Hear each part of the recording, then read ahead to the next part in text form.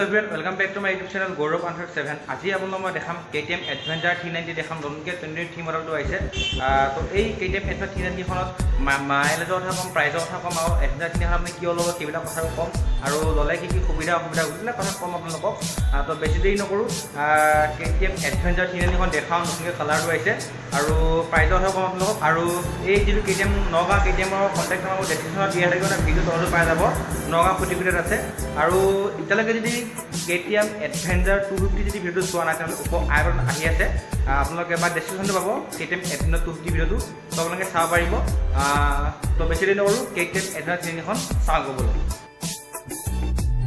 তো চালক এখন হৈছে KTM Adventure 390 মই আগতে আপোনালোকৰ 390 Adventure ভিডিঅ' বনোৱা নাই এইটো প্ৰথম বনাইছোঁ KTM Adventure 390 এনেই Duke 390 বনাইছোঁ কিন্তু Adventure 390 বনোৱা নাই চালক এইটো আপোনালোকৰ ব্লু মানে ডাৰ্ক ব্লু আপোনালোকৰ আৰু আপোনাৰ অৰেঞ্জ কালাৰ দিছে 390 ধুনীয়াকৈ বেজিং আছে চালক ষ্টাইলিছ পুৰা আগৰ 390 তুলনাত এখন প্ৰায় সকলোবোৰ একেই আছে খালি আপোনালোকৰ মানে কি KTM আপোনালোকক সেই কালাৰকেইটা অলপমান বেলেগ বেলেগ কৰি দিছে কিছুমান চালক হোৱাইট কালাৰ দিয়া আছে পিছৰখিনি চালক এখন অভাৰ লুকটো চালক ধুনীয়াকৈ আপোনালোকৰ বাকী ইয়াত TFT ডিছপ্লে পাব আপোনালোকে জানেই সেইটো কথা চালক মানে KTM Adventure 250 ডাঙৰ ককাইক বুলি ক'ব পাৰি এখন চালক Adventure 390 তো কোনোবাই যদি Adventure 390 যদি ল'ম বুলি ভাবি আছে তেনেহ'লে KTM নগাঁও খুটিকুৰি দিলত কণ্টেক্ট কৰিব পাৰিবা ফোন নম্বৰ মোৰ ডেছক্ৰিপশ্যনত দিয়া থাকিব নাইবা ভিডিঅ'টোৰ ফোন নম্বৰটো চাগে ওলাই আছে বৰ্তমান এই Adventure 390 খনৰ মই বৰ্তমান প্ৰাইচটো কৈ দিওঁ আপোনালোকৰ 2023 চনৰ এইটো আপোনালোকৰ কাগজ পাতি মিলাই অনুৰোধ প্ৰাইচটো পৰে আপোনালোকৰ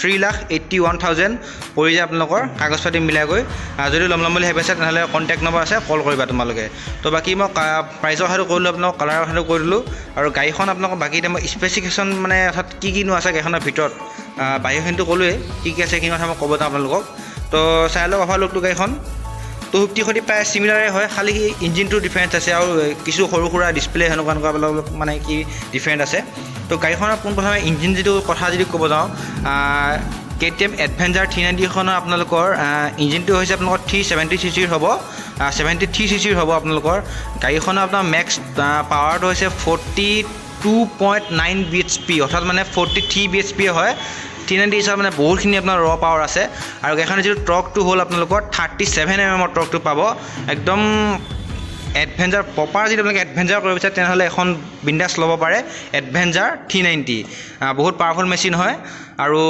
চাই লওক অভাৰ লুকটো গাড়ীখন আপোনালোকে 3টামান মোড পাব নেকি মোৰ জানাত হ'বলা আপোনালোকৰ ৰেইন মোড পাব ৰোড মোড পাব আৰু আপোনাৰ কিবা এটা মোড পাব ধৰি লওক ক'বলৈ গ'লে বাকী বহুতখিনি ফিচাৰ্ছ আছে ফুল ইলেক্ট্ৰনিক্সে ভৰপূৰ আছে এই বাইকখনত 390 খনৰ ৰঙৰ কথা ক'লোঁ প্ৰাইজৰ কথা ক'লোঁ আপোনালোকক ইঞ্জিনৰ কথাটো ক'লোঁ বাকী গাড়ীখনৰ আপোনালোকৰ লুকছটো গম পায় Duke 390 নিচিনা অলপমান একে লাগে যদিও কিন্তু বহুতখিনি পৃথক আছে চাই লওক ফ্ৰণ্টৰ লুকটো চাই ল'ব পাৰে আপোনালোকে ছাইডত দুটা আপোনালোকৰ LED DRL দিছে আৰু আপোনালোকৰ LED লাইট পাব এইটো কিন্তু KTM Adventure 250 খনত আপোনালোকে হেল'জেন পাব কিন্তু 390 কিন্তু এইটো মানে কি LED পাব পুৰা প্ৰপাৰ আপোনাৰ LED ছেটআপ পাব ইণ্ডিকেটৰ পৰা LED হ'ব বাকী চাই লওক এইটো কভাৰ এটা দিছে আপোনাৰ প্লাষ্টিকৰ বহুত ভাল লাগিছে পুৰা বল্কি লাগিছে বাকী এখন উইঞ্চিল এখন আছে আপোনালোকে এক্সটেনশ্যন কৰি পেলাই অলপমান বঢ়াই ল'ব পাৰে উইঞ্চিলখন বাকী ইয়াৰ ফ্ৰণ্টৰ লুকটো এইটোৱে আছিলে Adventure 390 খনৰ আৰু এইপিনে চাই লওক আপোনালোকৰ নকল গাৰ্ড পাব আপোনালোকৰ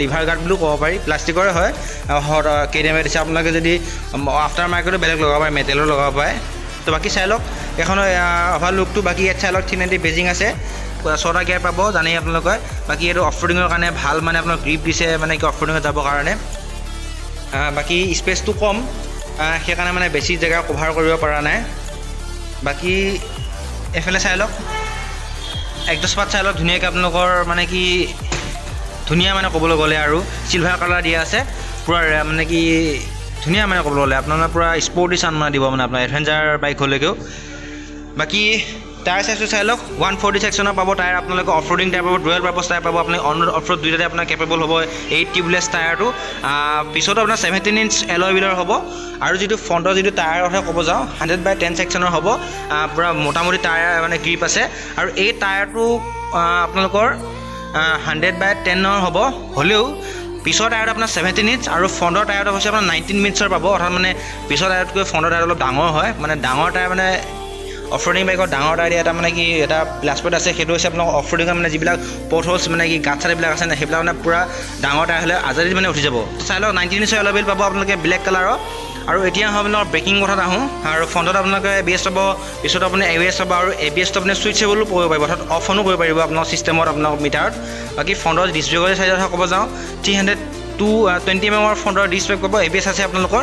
আৰু যদি ৰিয়েৰৰ যদি আপোনালোকৰ ডিছ ব্ৰেকৰ যদি কথা ক'ব যাওঁ, ৰিয়েৰত আপোনাৰ 240 mm আপোনালোকৰ ডিছ পাব, তাতো আপুনি ABS পাই যাব আপোনালোকে।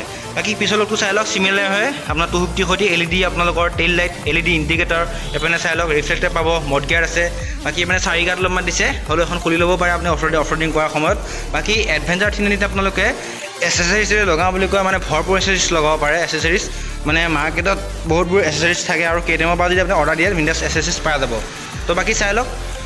বাকী ফিউল টেংকৰ কেপাচিটি আপোনালোকৰ 14.5 লিটাৰ 15 লিটাৰ টেংকেট হয় এপ্ৰ'চ আপোনাক ক'বলৈ গ'লেকে। বাকী চাই লওক চিটটো চাই লওক, কুচনিং বহুত ভাল হয় চিটৰ কুচনিং চাই লওক, পূৰা দীঘল হয় প্ৰপাৰ চাই লওক ধুনীয়াকৈ আপোনালোকৰ। বাকী যদি লং টুৰ কৰে তেতিয়াহ'লে কমফৰ্ট পাব, আৰু যদি তাতকৈ যদি বেছি কমফৰ্ট লাগে তেতিয়াহ'লে আপোনালোকে আফটাৰ মাৰ্কেট আৰু বেলেগ কিবা এচেচেৰিজ লগাব পাৰে, এয়াৰ চিট লগাব পাৰে কুচনটো।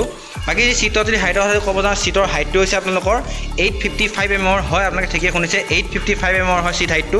মানে কি আপোনালোকৰ বহুতখিনি ওখ হয়, অৰ্থাৎ অফ ৰোডিং বাইক যেতিয়া ওখটো হ'বই পৰিছিল ন, মানে আপোনালোকৰ যদি হাইট যদি 5.5 ইঞ্চি আছে তেতিয়াহ'লে এই বাইকখন আপোনালোকে ভালকৈ ঢুকি নাপাব। আপোনালোকৰ হাইট যদি 5.7 ওপৰত আছে তেতিয়া আপোনাৰ 855 মানে কি চিট হাইটটো আৰামছে মানে কি মাতিবা আৰামছে অফ ৰোডিং কৰিব পাৰিব।